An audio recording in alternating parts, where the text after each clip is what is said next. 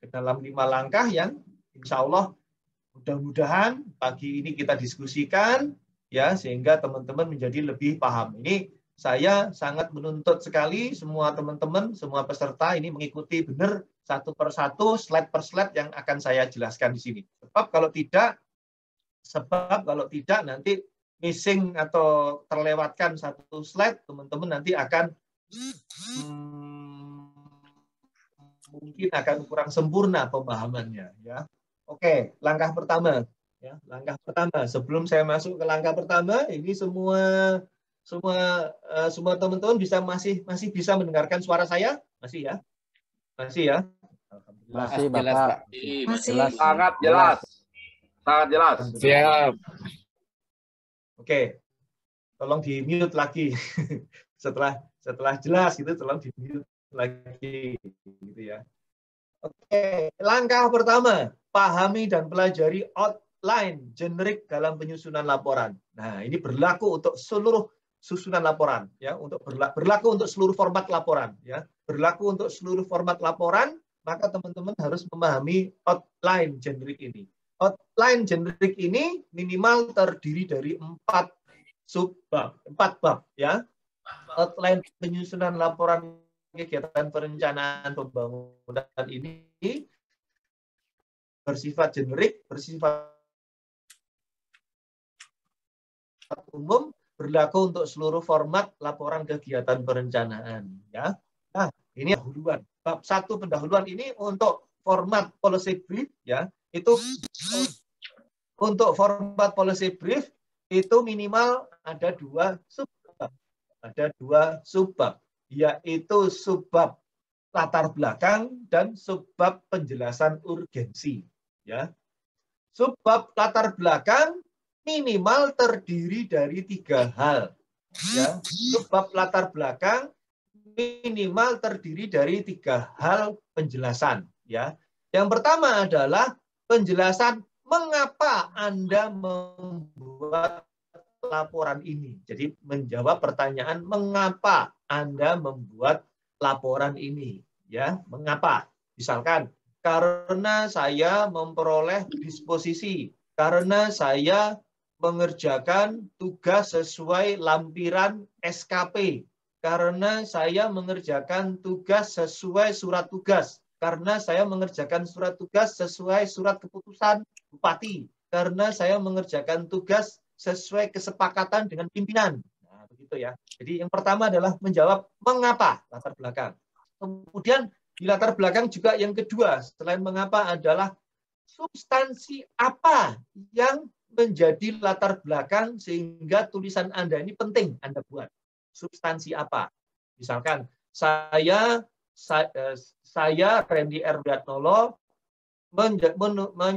menyusun laporan kegiatan perencanaan identifikasi ini dalam rangka menyelesaikan atau menuntaskan lampiran SKP yang menjadi komitmen tahunan saya untuk menyusun laporan bulanan terkait dengan pengembangan identifikasi data yang diperlukan oleh sektor pendidikan.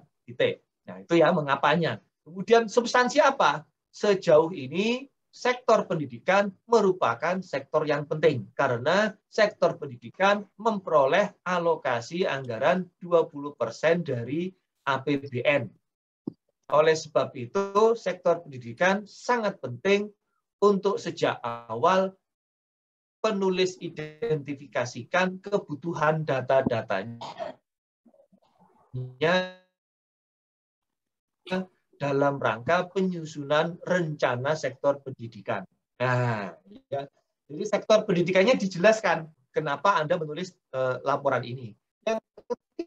Yang pertama adalah mengapa, tadi itu mengapa Anda menulis laporan. Yang kedua adalah substansi apa yang menjadi penting sehingga Anda merasa perlu membuat tulisan ini.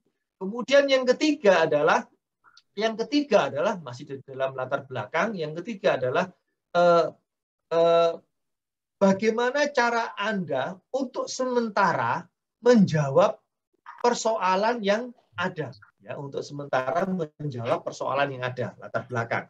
Jadi substansinya tadi itu adalah pentingnya data dalam penyelenggaraan perencanaan pendidikan, perencanaan kebijakan pendidikan. Ya, kenapa penting? Karena sektor pendidikan memperoleh anggaran 20% dari APBN. Namun sayangnya kebijakan pendidikan masih belum banyak dinikmati oleh para penerima kebijakannya. Oleh sebab itu, dari sini ya, saya menyampaikan pentingnya penyediaan data-data untuk perencanaan kebijakan pendidikan. Sehingga dengan data-data tersebut, saya dapat menyusun target pencapaian kebijakan pendidikan yang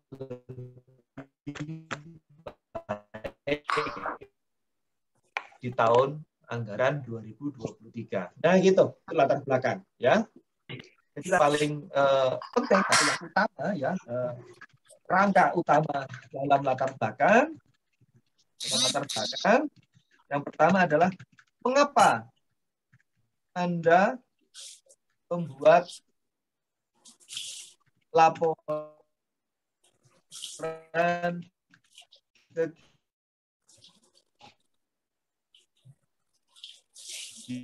kegiatan Bank identifikasi ini.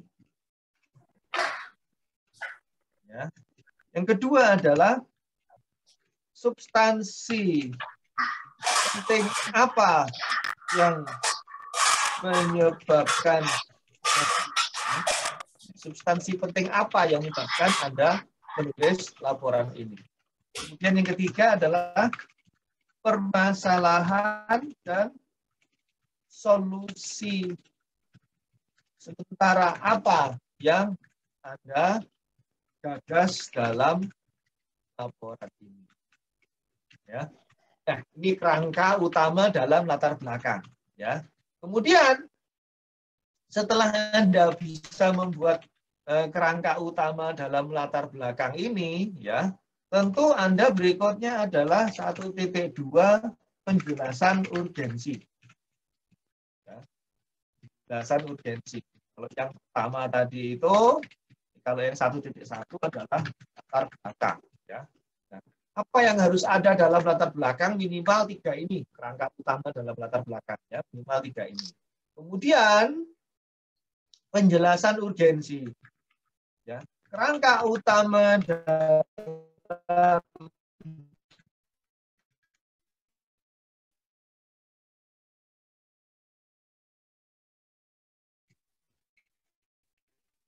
penjelasan urgensi adalah yang pertama, ya, ada 3 hal juga, ya, ada 3 hal juga.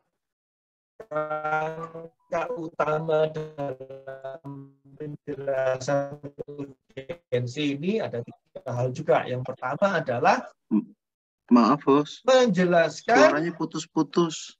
Prof Randy putus-putus. Solusi. Gagas. Mungkin yang jaringan secara keseluruhan. Oh, putus-putus ya. Ada yang putus-putus. Jaringan secara keseluruhan mungkin ya. Ya, yang pertama adalah menjelaskan hubungan antara masalah dan solusi yang akan Anda gagas. Ya. Jadi kerangka utama dalam penjelasan urgensi, menjelaskan hubungan antara masalah dan solusi yang akan Anda gagas. Yang kedua adalah menjelaskan solusi apa saja yang Anda inginkan. Solusi apa saja yang Anda inginkan, ya.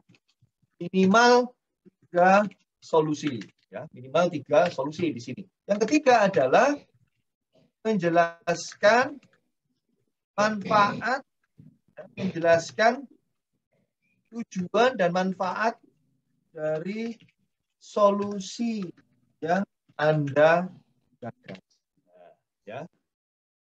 Nih, jadi menjelaskan solusi dan manfaat, menjelaskan tujuan dan manfaat dari solusi yang Anda gagas ya. Jadi ini penting. Nah, oke. Kemudian apa yang bisa dirangkai? Jadi misalkan ya, yang bisa kita rangkai dari tulisannya. Tadi kan ketika membuat latar belakang ya, kita buat judul, misalkan judulnya laporan identifikasi perkiraan pencapaian target output gitu ya, target output, tata anggaran kegiatan pembagian alat mesin pertanian di Dinas Pertanian Kabupaten Majene tahun anggaran 2023. Ya, nah ini ya, laporan identifikasi perkiraan pencapaian target output mata anggaran kegiatan pembagian alat mesin pertanian di Dinas Pertanian Kabupaten Majene tahun anggaran 2023. Nah, lalu kerangka utama dalam latar belakang apa? Yang pertama adalah mengapa Anda membuat laporan tersebut? Ya, misalkan saya Andi Muhammad oleh perencana media di Bapeda Majene sesuai komitmen saya dalam lampiran SKP tahun 2022 saya pada bulan Januari Februari 2022 perlu menyusun identifikasi perkiraan pencapaian target output mata anggaran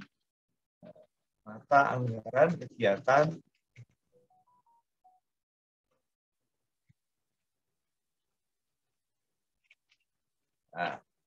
ya. Jadi ini. Jadi mengapa? Nah itu ya. Nah, sejauh ini baru yang kedua substansi penting apa? Sejauh ini pembagian atau berdasarkan laporan evaluasi hasil pelaksanaan kegiatan serupa di tahun 2021, tahun 2020, 2021, pembagian disingkat ya, pembagian alsintan sebelumnya tepat sasaran. Ini dibuktikan dengan adanya desa-desa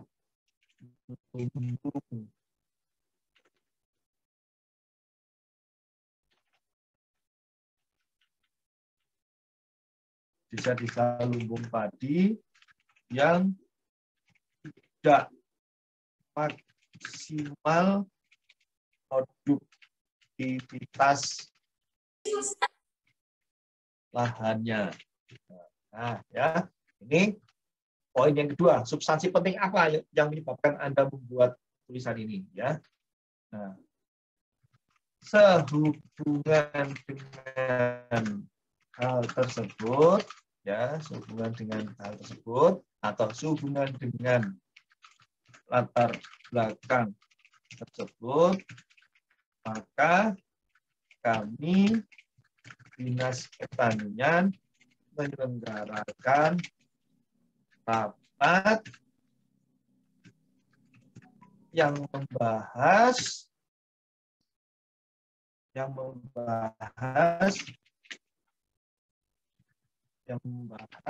identifikasi atau langsung juga boleh yang mengidentifikasi kebutuhan dalam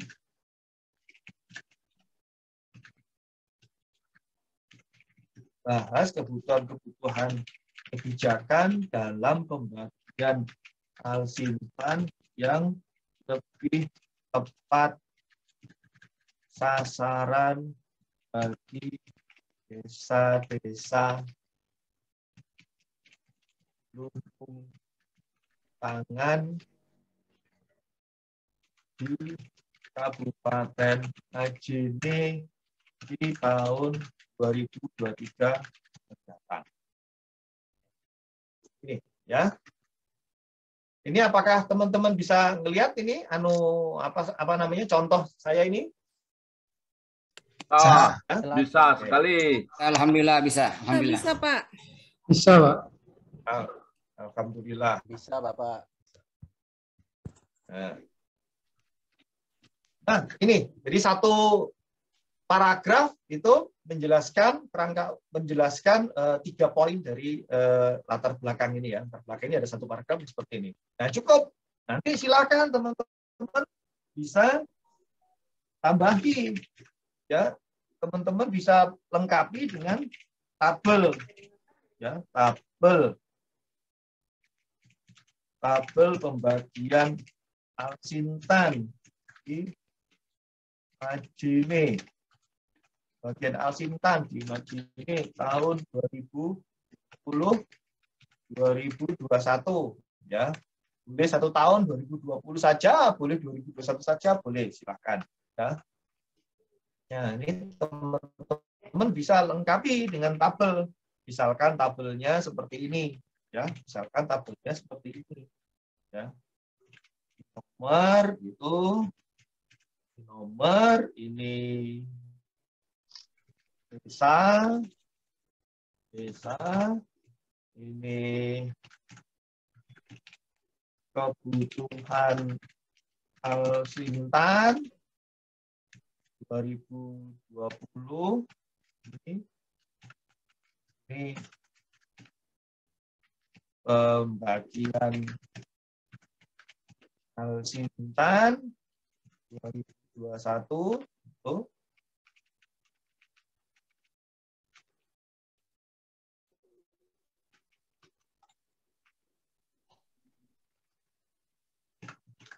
ini kekurangan atau kelebihan. Nah, ini kekurangan atau kelebihan. Ya, bisa seperti itu ya. Kekurangan atau kelebihan. Nah, terus kemudian ini nomor 1 itu nama desa ya. Desa apa? Ini nama desa gitu. Desa apa gitu. Misalkan desa 1 gitu. Kebutuhannya berapa dan seterusnya ya. Seterusnya.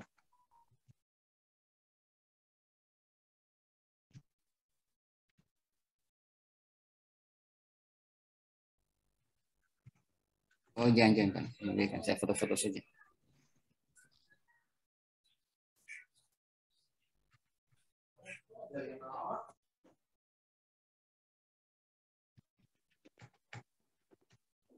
Ya, dan seterusnya. Terus jangan lupa diberi sumber nanti ya. Nah.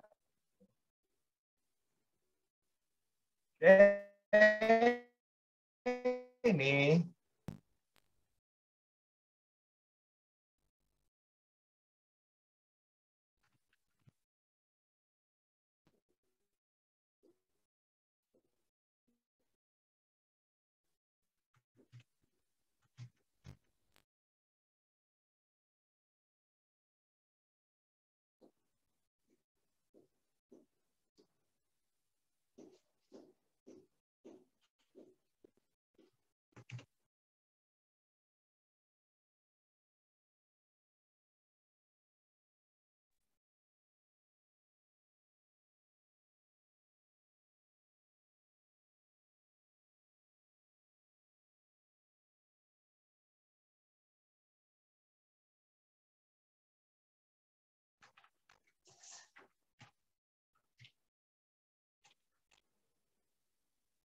Ya betul, nggak ada suaranya karena sedang saya copy. Ini coba saya copy apa? Oke, ya. Nah.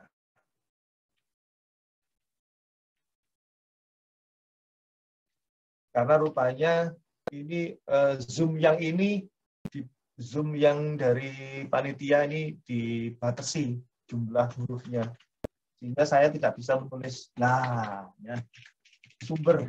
Ya. Jangan lupa teman-teman kalau nulis tabel jangan lupa sumber. Ya, sumber misalkan dinas pertanian. Ini, ya, ini tahun 2021.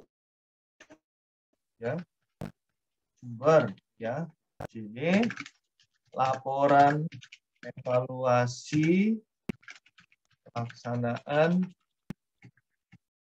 tahun 2021. Nah, ya halaman misalkan halaman 4 sampai halaman 10 gitu ya.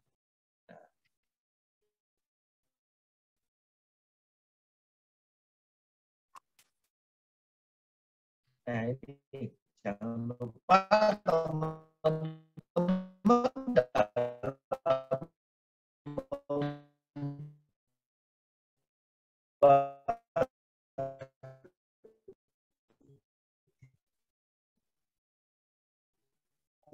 kutipan tabel ini mencantumkan sumbernya ya dalam rangka. Ini latar belakang tadi sudah. Terus kemudian sekarang kita penjelasan urgensi ya. Tulis di dalam penjelasan urgensi ya yang akan Anda gagas. Yang akan Anda gagas. Ini saya garis bawahi. Yang akan Anda gagas. Jadi belum merupakan gagasan resmi Anda. Sifatnya hipotetik ya. Hipotetik ya. Hipotetik atau sementara ya. Sementara yang akan Anda gagas, menjelaskan hubungan. Jadi masalahnya apa? Masalahnya ini ya. Sesuai dengan latar belakang di atas ya. Di mana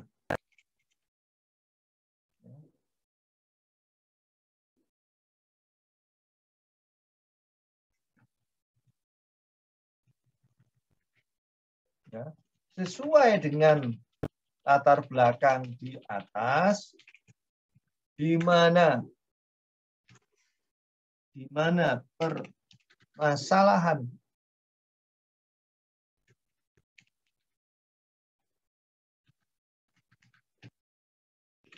yang muncul adalah distribusi adalah pembagian alsintan yang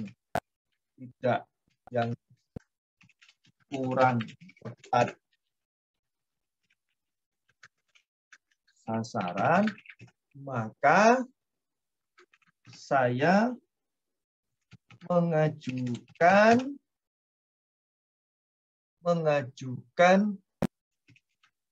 solusi sementara berdasarkan hasil rapat yang telah diselenggarakan pada 15 Agustus 2022, yaitu pentingnya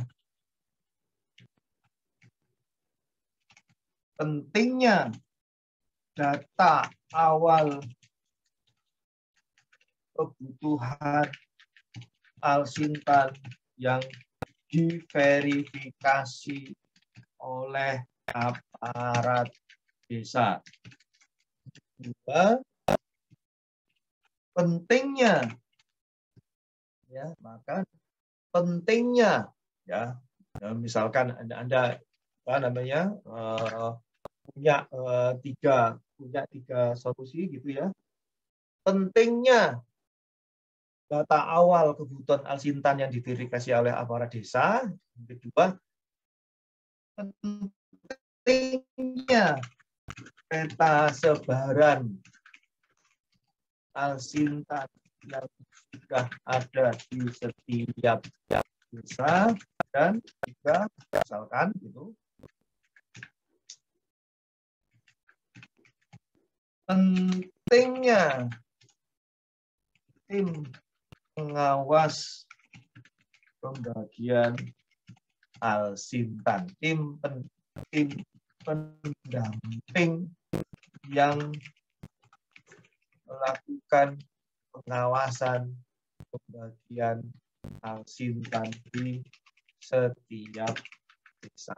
Nah, misalkan gitu ya. Jadi ini menjelaskan hubungan antara masalah dan solusinya apa? Misalkan tadi, karena kurang tepat sasaran, maka dari hasil rapat tadi solusinya apa hipotesisnya, ya. Nah, menjelaskan solusi apa saja yang Anda inginkan, ya. Nah, solusi tersebut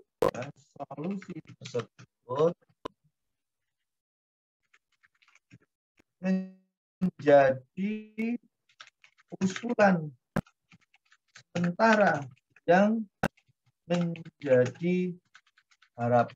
Solusi tersebut ya, merupakan usulan sementara yang menjadi harapan para petani. Pak Budi depan, Satel, Rijal di belakang.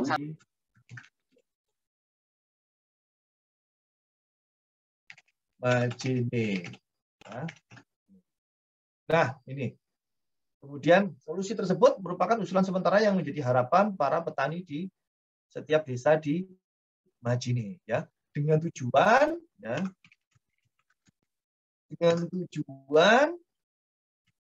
alsintan yang diterima sesuai dengan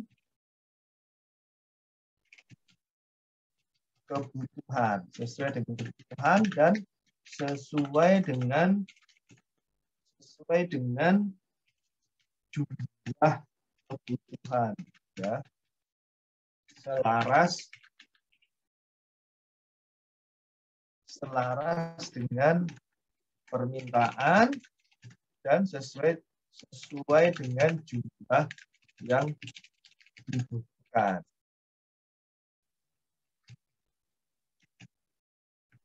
Laporan saya berharap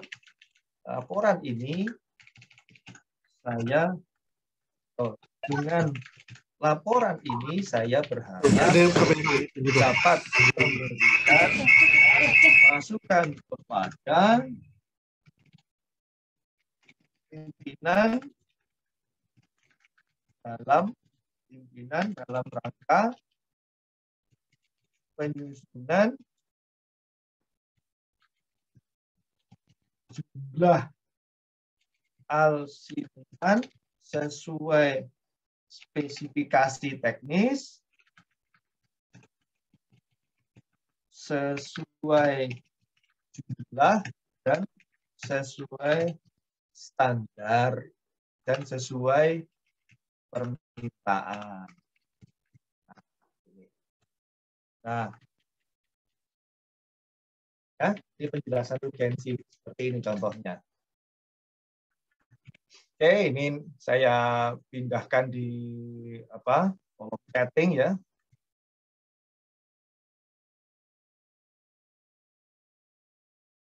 Saya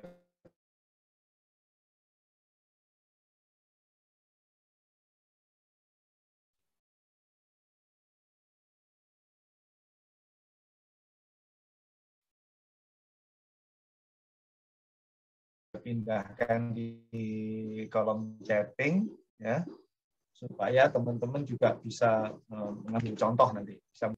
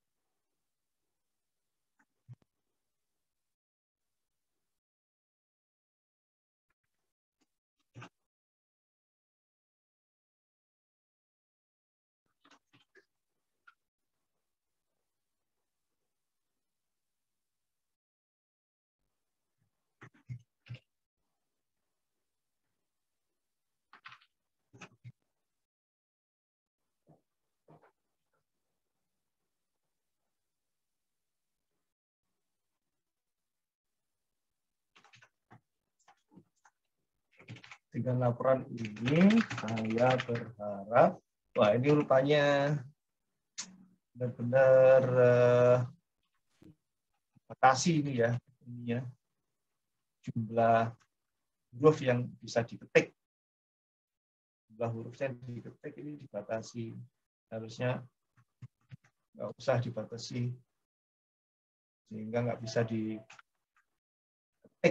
lebih banyak lagi.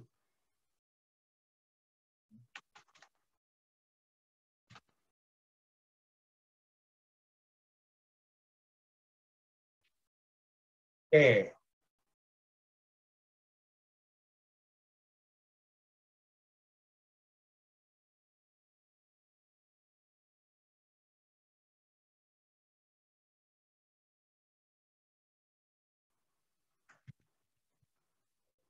Oke, nah itu yang pendahuluan, teman-teman ya. Kemudian yang berikutnya adalah kerangka pemikiran. Di dalam kerangka pemikiran ini, ya, itu terdiri dari kerangka pemikiran secara kerangka logis teoritik, kemudian kerangka logis secara empirik, dan kerangka logis secara regulatif. Ya, jadi ada 3 kerangka pemikiran. Ya. Nah, kemudian metodologi ya, di dalamnya meliputi teknik analisis atau metode analisis yang akan Anda gunakan dalam melakukan penelaahan ketika Anda mau menyajikan hasil analisis, ya, itu metodologinya. Nggak usah terlalu panjang lebar, ya, cukup 1 paragraf saja juga. Nah, sama dengan kerangka pemikiran, ya, di dalam kerangka pemikiran itu nggak usah panjang lebar, ya. Anda bikin misalkan 1 paragraf kerangka logis secara teoritik, 1 paragraf kerangka logis secara empirik, dan 1 paragraf kerangka logis secara regulatif. Ya, teoritik ini berarti Anda harus mempelajari textbooks terkait. Ya, empirik berarti Anda bisa mempelajari bahan-bahan pengalaman dari orang lain yang pernah melakukan kebijakan yang sama dengan yang Anda sedang hadapi. Lalu kerangka logis regulatif, yaitu regulasi-regulasi apa saja, ya. Apabila Anda ingin melakukan telaah pada tata cara pembagian alsintan, maka Anda bisa cari, ya, regulasi-regulasi terkait dengan pembagian alsintan. Dimulai dari misalkan undang-undang yang terkait dengan pertanian, apa itu P2 LSP apa gitu, ya. Juga terus kemudian peraturan presiden yang terkait dengan pertanian, terus kemudian peraturan menteri pertanian, peraturan provinsi, peraturan daerah provinsi, perda provinsi, perda kabupaten kota terkait dengan pertanian, Anda bisa masukkan itu dalam 1 paragraf, ya.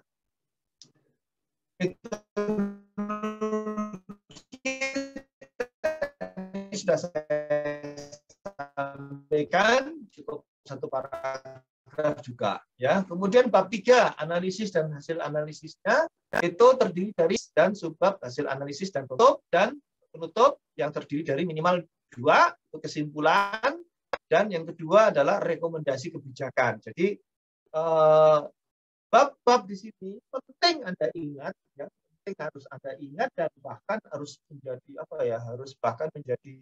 ini, ya, Anda harus benar-benar hafal ketika Anda mau membuat tulisan, ya. Nah, apabila Anda ingin melakukan elaborasi, silahkan. Tapi, ya, membuat elaborasi silahkan. Contoh tadi sudah saya contohkan 1.2 penjelasan urgensi.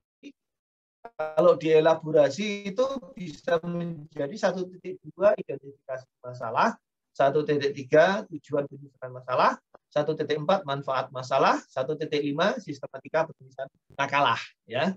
Nah, persoalannya adalah kalau Anda mau melakukan elaborasi seperti ini, ya, semakin bagus tulisan Anda. Namun harap diingat bahwa dalam penyusunan laporan kegiatan identifikasi, laporan kegiatan rembang format identifikasi ini, Anda dibatasi oleh jumlah halaman, ya jumlah halaman, misalkan 5 halaman. Nah, ini Anda dibatasi oleh jumlah halaman sehingga harus berhati-hati ketika melakukan elaborasi ini, ya. Tadi sudah saya sampaikan, menulis latar belakang itu jangan lebih dari 1 paragraf, ya. 1 paragraf sudah cukup gitu untuk laporan format identifikasi ini, ya. Tidak usah lebih besar atau lebih banyak dari itu sampai 3 paragraf. Bahkan saya pernah melihat laporan identifikasi yang pernah dibikin oleh teman-teman perencana itu sampai 2-3 halaman, bahkan 3 halaman itu tidak perlu, ya, terlalu berlebihan. Kemudian kerangka pemikiran, ya, itu cukup seperti ini, ya, di dalam policy brief tidak perlu mengelaborasi bab 2. Kemudian juga di dalam bab 3 juga Anda tidak perlu mengelaborasi menjadi lebih lebar lagi, jadi lebih panjang lagi, cukup ini bab 3-nya ini cukup, bab 4-nya ini cukup untuk policy brief. Oke. Nah, itu outline-nya, ya. Yang pertama adalah teman-teman langkah pertama adalah hafalkan outline-nya, ya, jangan sampai salah outline-nya, ya. Jangan sampai salah outline-nya. Oke? Langkah yang kedua adalah tadi yang sudah saya sampaikan, tetapkan judul yang sesuai, ya. Anda harus membuat judul yang sesuai. Judul itu